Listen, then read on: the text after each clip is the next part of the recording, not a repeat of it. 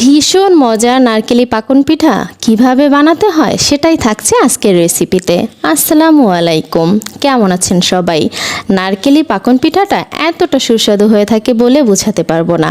আমি সবসময় এভাবেই বানিয়ে থাকি আর সবারই এটা ভীষণ পছন্দের।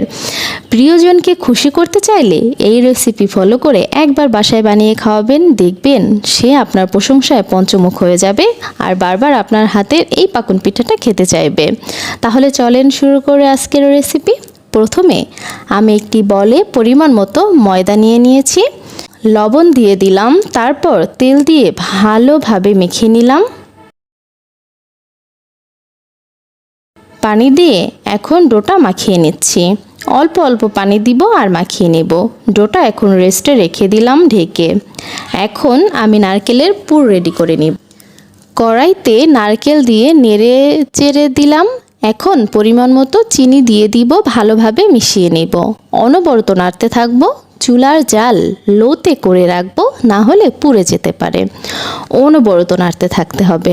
দেখুন নাড়তে নাড়তে কতটা সুন্দর কালার চলে আসছে, মাশাআল্লাহ। নামিয়ে নিলাম।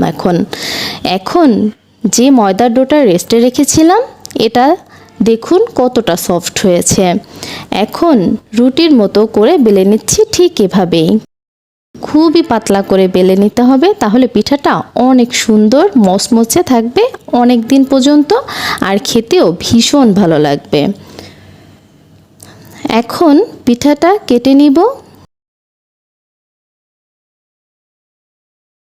দেখুন এভাবে করে সবগুলো পিঠা সুন্দর করে কেটে নিব।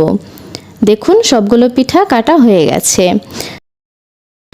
এখন ভেজে নেব। একটি কড়াইতে তেল গরম করে তার মধ্যে পিঠা দিয়ে দিলাম। মাশাআল্লাহ, পিঠাগুলো ফুলে উঠেছে। নেড়ে চেড়ে দিলাম। সুন্দর একটা কালার চলে আসলেই নামিয়ে নেব। মাশাআল্লাহ, দেখুন কতটা লোভনীয় হয়েছে। মনে হচ্ছে সবগুলো পিঠা একাই সবার করে দেই। আজকের ভিডিওটি যদি ভালো লেগে থাকে তাহলে প্লিজ সাবস্ক্রাইব করে দিবেন। আল্লাহ হাফেজ।